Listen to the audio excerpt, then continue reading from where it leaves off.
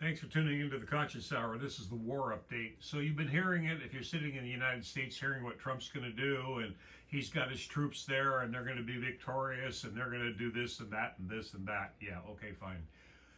Except what you haven't been able to see in the Western media is the amount of destruction has taken place over the last week of all the military assets in various countries.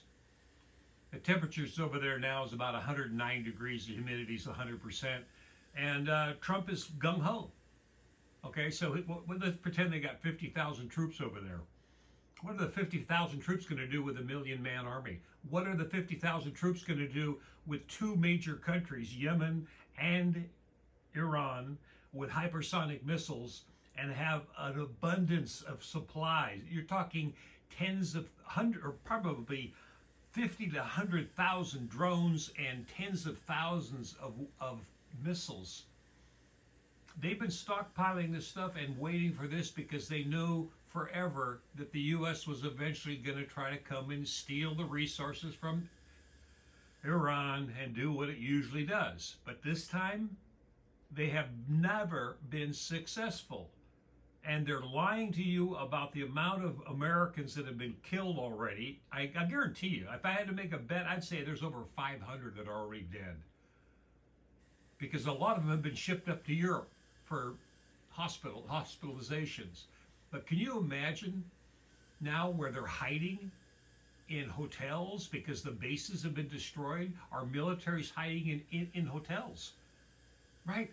And what are they going to do? We're going to put those men out there with guns and they're going to go fight man-to-man army? I mean, is this insane? No, it's not insane. You know why? Because you got Pete Hegseth who's running the thing. Old musclehead. Oh, we'll just go out there and fight on the ground and shoot each other. A million-man army and you're going to put our kids out here? I'm sorry. This is total insanity. And the one that really gets me, pissed off is that the U.S. media isn't covering this. They're complicit in the whole thing. They're covering up the numbers because they think they're going to win. Well, they aren't going to win because what happens next? Just listen closely. Besides the stock market completely crashed, the world economy crashed. Just listen to this. I'm really blown away that we could be in this much media silence in the United States. It's shocking. It's pure evil is what it is. If he does double down, if he does do what he claims he will do, then I think we're going to go very swiftly towards an all-out war, probably within hours. And that would mean, of course, Iran retaliates and destroys the critical infrastructure of the countries in the Persian Gulf. And that would bring an end to those countries. And if that happens, people in these countries should have their cars prepared. They should have gasoline. They should leave now. If anyone thinks that Trump is serious, they should leave now and go to Iraq, go to Yemen, I suppose.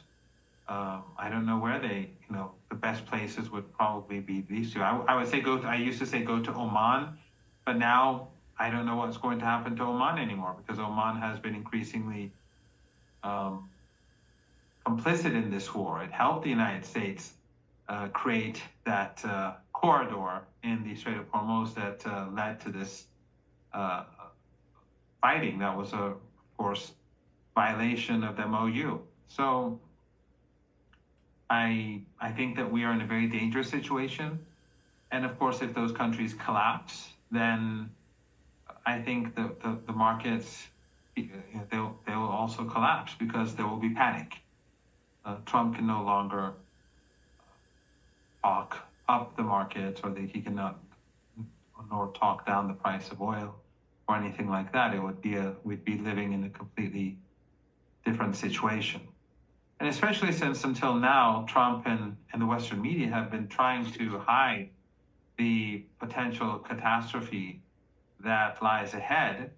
The markets and the oil markets, they haven't really reacted in the way that you would expect they would, which is understandable. I mean, we saw this for the last few months. The shortages are increasing, but the prices remain low, which is somewhat ironic because by keeping the prices low for this long, uh,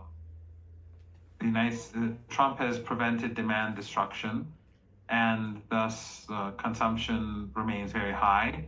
And so, if suddenly shortages hit, then it'll be literally like hitting a brick wall.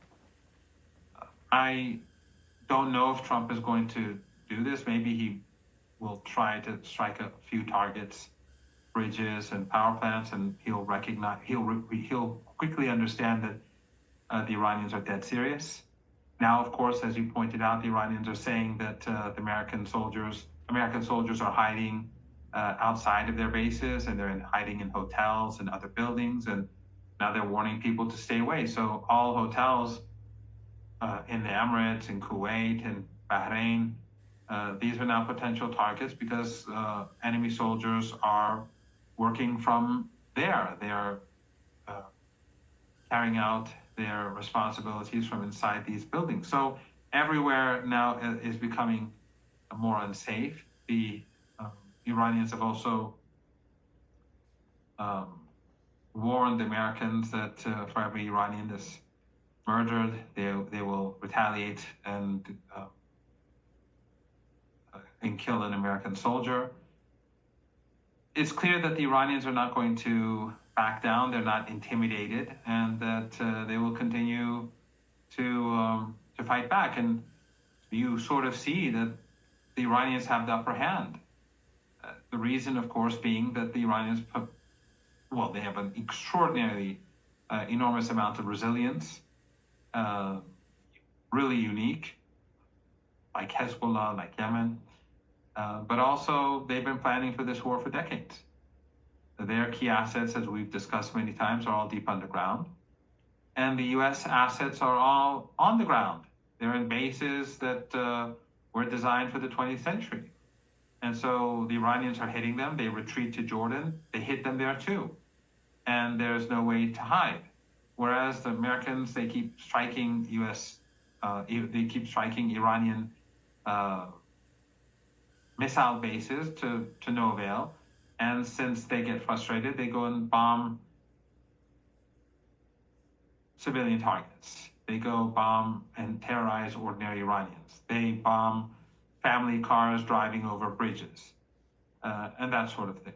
So I don't know where things are going to go because I can't, I have no idea where Trump wants to take this. You could say maybe that his Truth Social post where he said, I'm going to use Iran's assets for whatever damage Iran does as a way to back down from the threat of destroying Iranian critical infrastructure. But then again, maybe that's a meaningless interpretation because Trump is a person that you simply cannot interpret. I don't know. But Iran is prepared for an all-out war. And the axis of resistance is prepared.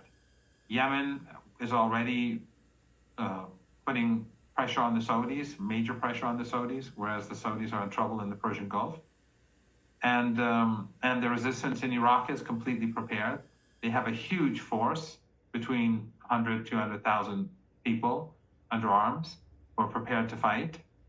And what do the Americans have? They have like Qatar. What's Qatar going to do? Or what's the Emirates going to do? Or what's Kuwait going to do? Nothing. So what's Saudi Arabia going to do? I mean, these countries will fall apart if Iran starts striking their critical infrastructure. Have no doubt that they'll just collapse. And these are deserts, and anyone can just look up the temperatures right now in these countries during the day and during the night, and the humidity, and they'll understand what will happen.